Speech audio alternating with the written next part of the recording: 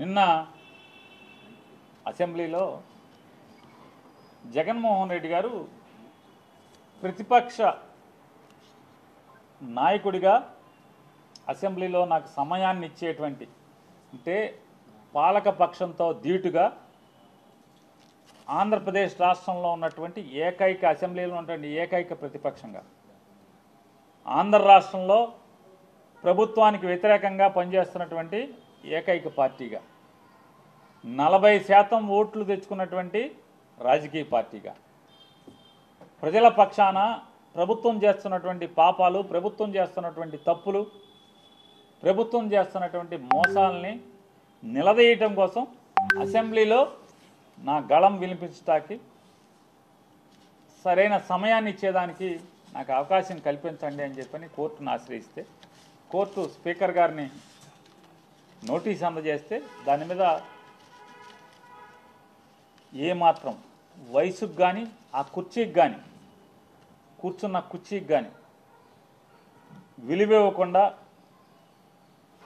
మరిచి మాట్లాడేటువంటి అవాకులు చవాకులు పేలుతున్నటువంటి ఆ వ్యక్తి మాట్లాడుతుంటే అతనికి తందానా అని భజన కొడుతూ కామినేని శ్రీనివాస్ గారు కైకులూరు శాసనసభ్యులు మాజీ మంత్రివర్యులు 5 ఏళ్ళు దాదాపు 4 ఏళ్ళు 4.5 ఏళ్ళు నారా చంద్రబాబు నాయుడు గారితో పాటు మంత్రి పదవి ఎలగెట్టినటువంటి కామినేని శ్రీనివాస్ గారు లేచి మాట్లాడతాడు తనకు తనే. ఈరోజు దాకా ఏ రోజు కైకులూరులో దారుణాలు జరిగిన, కైకులూరులో కష్టాలున్నా, కైకులూరులో రోడ్లు బాగోపోయినా, కైకులూరులో గ్రామాలకు మంచినీళ్ళు రాకపోయినా, కైకులూరులో ప్రజలకు కష్టాలు ఎదురైనా, కైకులూరులో ఒక దళిత వాడ మీద జనసేన పార్టీకి సంబంధించిన వాళ్ళందరూ కూడా కిరాతకంగా పైశాచికంగా కత్తులతో దాడి చేసి హత్యాయత్నం చేస్తే దాని మీద ఏ రోజు కూడా మాట్లాడ్డాయన. పోలీసుని ఏ రోజు కూడా దండించడు, ఒక్కడిని నిలదీయడు. ఏంట్రా నా నియోజకవర్గంలో ఈ పాపాలు ఏంట్రా అని చెప్పని ఆయనే ఫోన్ చేసి సరెండర్ చేస్తాడు, ఎస్పీకి ఫోన్ చేసి వాళ్ళ జోలికి వెళ్ళొద్దని చెప్తాడు. ఆ పెద్ద మనిషి గారు నియోజకవర్గంలో పరిస్థితుల గురించి మాట్లాడకుండా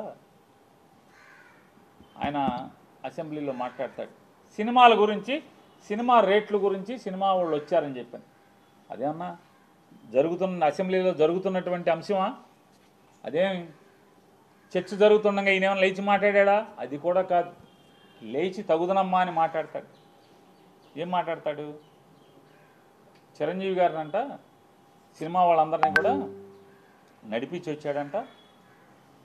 నడిపించి వచ్చి నేను రాను మాట్లాడతాకి వచ్చిన తర్వాత వాళ్ళందరూ వచ్చాక మన సినిమాటోగ్రఫీ మంత్రితో మాట్లాడుకుని పొమ్మనండి వాళ్ళని, నేను రానని చెప్తే చిరంజీవి గారు పెద్ద పెద్ద అరుపులు అరిచాడంట, రంకులు వేసాడంట.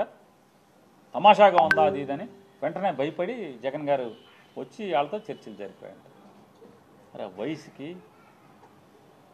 హోదాకి ఎమ్మెల్సీ చేసాం, మంత్రి చేసాం, మళ్ళీ ఇప్పుడు ఎమ్మెల్యేగా ఎలగబెడుతున్నాం. 80 ఏళ్ళ వయసు. ఇది విచక్షణ, ఇంగిత జ్ఞానం ఏంటయా అంటే గోతికాండి నక్కలాగా మంత్రి కావాలి. ఆ సత్యకుమార్ గారిని రేపో మాపో పీకేస్తే మంత్రి ఇస్తాడేమో, లేదంటే 21 ఖాళీ ఉంది కదా దాంట్లో మంత్రి పదవి కోసం ఈ వయసులో కూడా ఊరు పొమ్మంటుంది, కాడి రమ్మంటుంది. 80 ఏళ్ల వయసులో పచ్చి పాపం మాటలు మాట్లాడటం అవసరమా ఆయనకి? అసత్యాలు. నిజంగా చిరంజీవి గారు గడ్డి పెట్టాడు కాబట్టి సరిపోయింది. వాళ్ళ తమ్ముడు గారు మాట్లాడినప్పుడు మళ్ళీ తమ్ముడు బాధపడతాడేమని సైలెంట్గా ఉండకుండా అదృష్టవశాత్తు బాలకృష్ణ వేసాడు.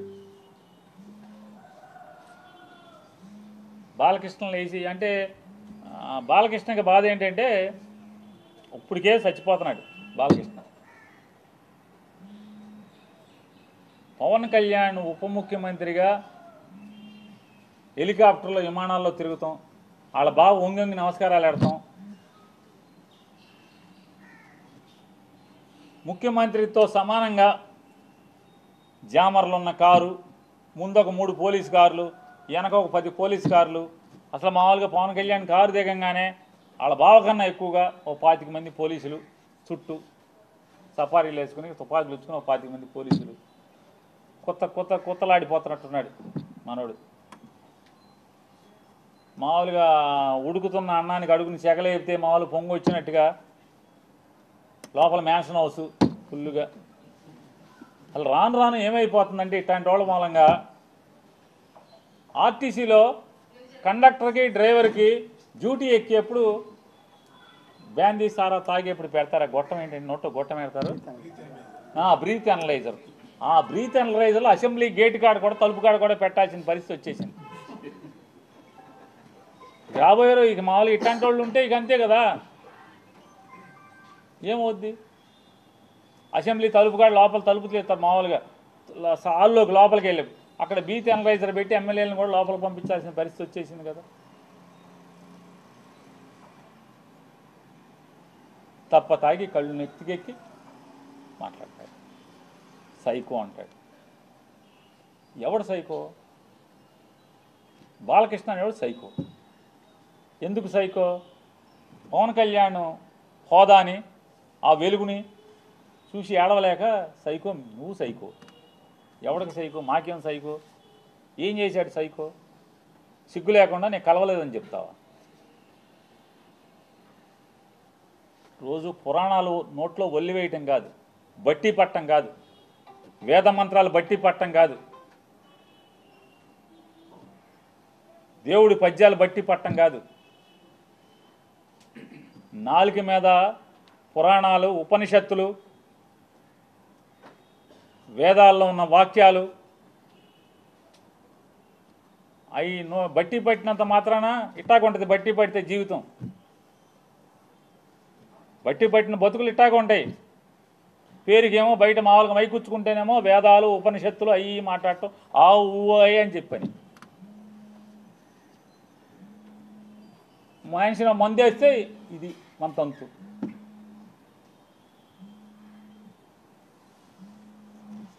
కామినేని శ్రీనివాస్ చిరంజీవిని పొగుడుతున్నాడు.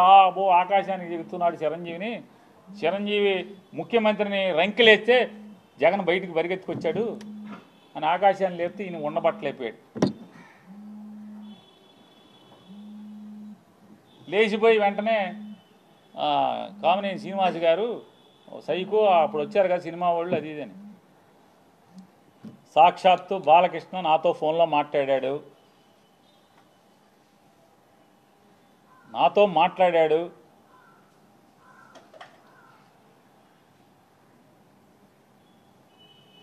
మాట్లాడాడే చెప్తున్నా.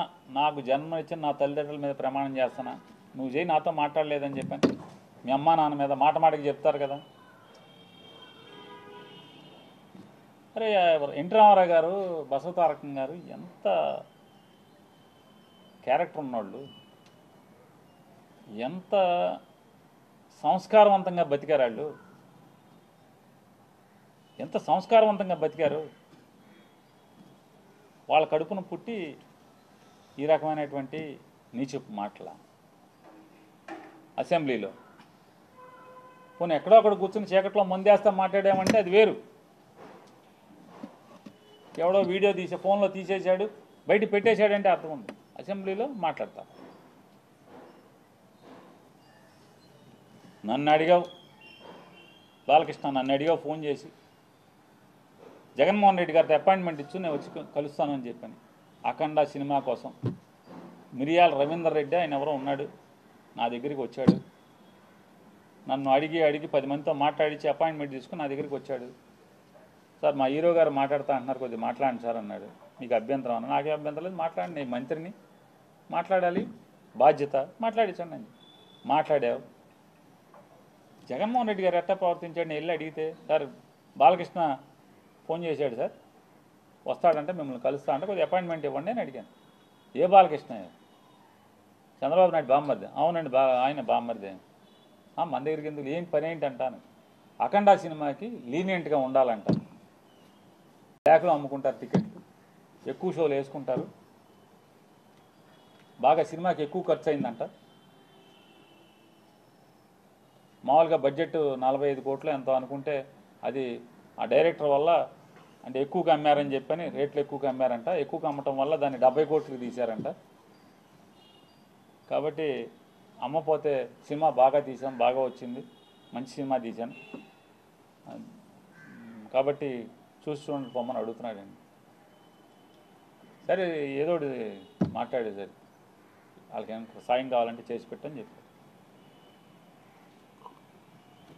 అంత హుందాగా ప్రవర్తించినటువంటి జగన్మోహన్ రెడ్డి గారి గురించి మాట్లాడే భాష. వాళ్ళ తండ్రి గారు ఏం చేశాడు మీకు సాయం తెలీదా? యావజ్జీవ కారాగారం అనుభవించాల్సినోడు కదా. జీవితంలో మర్చిపోతాడు ఎవడన్నా? మనిషి జన్మెత్తినోడు చిన్న సాయం చేస్తే ఎవరు కూడా మర్చిపోరు. అట్లాంటిది ఏమవ్వాలి? ఏం చేశారు? కొడుకు సాయం చేశాడే తెలీదా? చేశాడు కదా. అడగంగానే మీరు రాబాబా మేము జగన్ దగ్గరికి రామని చెప్పు, తప్పే ఉంది. రాజకీయంగా వాడుకో, మేము ఎప్పుడు జగన్ కలవలేదని చెప్పు, తప్పే ఉంది. నిజమే కదా, జగన్మోహన్ రెడ్డి గారిని ఎప్పుడు కలవలేదు, ఓకే. అంతేగాని నేను రానన్నాను, ఎవడు రానన్నది? ఎవడు? హాస్పిటల్ బిల్లు కోసం డాక్టర్ హరికృష్ణ, ఎవరైతే ఆరోగ్యశ్రీ చూసేవాడు హరికృష్ణతో మాట్లాడలేదు? మా బావ ఉండగానే బిల్లులు ఆగిపోయినాయి, మాకు బిల్లులు ఇప్పించండి అని అడగలేదా? బిల్లులు ఇవ్వలేదా జగన్ గారు? ఏం సైకో మీ బసవతారకం హాస్పిటల్ని ఎప్పుడన్నా ఇబ్బంది పెట్టాడా? మీరు అమరావతిలో జగన్మోహన్ రెడ్డి గారికి ముందు అంటే మీ బావ గవర్నమెంట్లో బసవతారకం హాస్పిటల్, క్యాన్సర్ హాస్పిటల్కి మీరు స్థలం తీసుకుని జగన్ వచ్చాడని చెప్పి కట్టకుండా మీరు హాస్పిటల్ ఆపేసి ఇప్పుడు కొత్తగా శంకుస్థాపన చేస్తారు మీరు. అంటే ఎవడు సైకో? నువ్వా సైకో? జగన్మోహన్ రెడ్డి గారు సైకో బుద్ధులు, సైకో ఆలోచనలు ఎవరై? తప్పు కదా, ఇట్లా మాట్లాడచ్చా అని అడుగుతున్నాను. ఇప్పుడు మీకు చిరంజీవి గారు అంటే పడదు, ఈర్ష్య ఉంది. పవన్ కళ్యాణ్ అంటే ఈర్ష్య ద్వేషాలు ఉన్నాయి. పట్టుకో అలా కూములు చచ్చిపోతున్నారు ఇంకో లోపల. అది మీ బావకే చెప్పుకోవాలి. బావా మనం సపరేట్గా తోసేద్దాం బావ, వీళ్ళని అనవసరం బావా, మనం 124 అలా 21 ఎంతో కదా, మన పనిలో మనం ఉందాం బావానా అని మీ బావకు చెప్పుకోవాలి. ఊరోళ్ళ మీద జగన్ మీద పడి ఏడవటం ఎందుకు?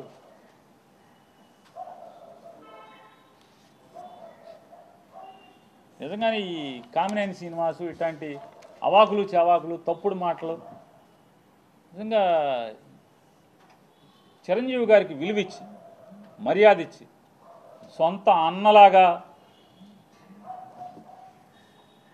ఆయన్ని ఆత్మ అభిమానంతో చూసుకుంటే, చివరికి పవన్ కళ్యాణ్ ఇట్లాంటి చాలామంది ఇట్లాంటి తప్పుడు మాటలు మాట్లాడి ఎన్ని నిందలు మోసాం ఈరోజు దాకా కూడా. దాదాపుగా ఒక 3-4 సంవత్సరాలుగా ఎన్ని నిందలు మోస్తూ వస్తున్నాం.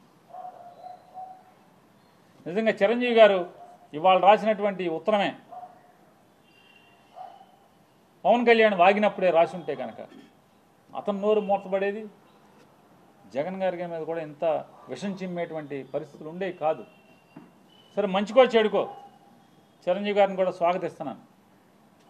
ఇట్లాంటి దుర్మార్గులు కామినేని శ్రీనివాసు, బాలకృష్ణ లాంటి తప్పుడు మాట్లాడేవాళ్ళు, దుర్మార్గులు, కిరాతకులు, నోళ్లు మూయించేటువంటి మంచి పని ఇవాళకైనా చేశారు చిరంజీవి గారు. ఆయన తక్షణం స్పందించినందుకు మనస్ఫూర్తిగా ఆయన స్వాగతిస్తున్నాం. ఆయన మాటల్ని ఆయన రిలీజ్ చేసినటువంటి ఆ ఉత్తరాన్ని, జరిగిన సంఘటనలు చెప్తూ, అంటే అంత గొప్పగా వాళ్ళని చూస్తే ఈ రోజుకి మేము తప్పులు చేసి ఉంటే, సినిమా ఇండస్ట్రీ పట్ల మేము తీసుకున్న నిర్ణయాలు తప్పుడు నిర్ణయాలు అయితే, నారా చంద్రబాబు నాయుడు గారిని, పవన్ కళ్యాణ్ గారిని ఇద్దరిని నేను నిలదీస్తున్నాను. మేమిచ్చిన జీవో ఈ రోజుకి మీరు ఎందుకు ఇంప్లిమెంట్ చేస్తున్నారు? రద్దు చేయాలి కదా. మా నిర్ణయం తప్పుడుదైతే, సినిమా పరిశ్రమ పట్ల మేము తీసుకున్న నిర్ణయాలు తప్పుడు నిర్ణయాలు అయితే మీరు ఎందుకు రద్దు చేయట్లేదు? అదే జీవోను అనుసరించి వాళ్ళకి మీరు అందరికీ సినిమా రేట్లు ఎందుకు మీ దగ్గరికే రావాలని ఎందుకు కోరుకుంటున్నారు? ఆ రోజు జగన్మోహన్ రెడ్డి గారు సినిమా వాళ్ళని కాళ్ళకాడికి పిలిపించుకోవడం అని మీరు దుర్భాషలాడింది. మరి ఇవాళ మీరేం చేస్తున్నారంటున్నారు? ఎవరి కాళ్ళు బ్లాక్లో అమ్ముకోవచ్చు కదా, మీరెందుకు నియంత్రిస్తున్నారు? మీరెందుకు నియంత్రిస్తున్నారు? మీ కాళ్ళకాడికి ఎందుకు రావాలని కోరుకుంటున్నారు?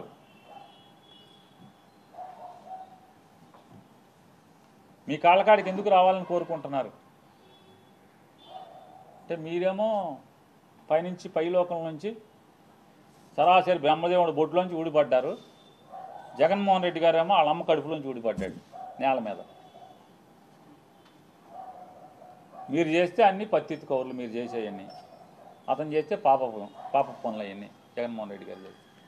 సిగ్గు లేకుండా అదే జీవనం అనుసరిస్తున్నారు. సినిమా ఇండస్ట్రీలో అదే సాంప్రదాయాన్ని అదే రూల్స్ని మీరు ఎందుకు కొనసాగిస్తున్నారని అడుగుతున్నాను. కొనసాగించకూడదు కదా. జగన్మోహన్ రెడ్డి గారు ఆ రోజు కూడా చిరంజీవి గారికి, మహేష్ గారికి, అలాగే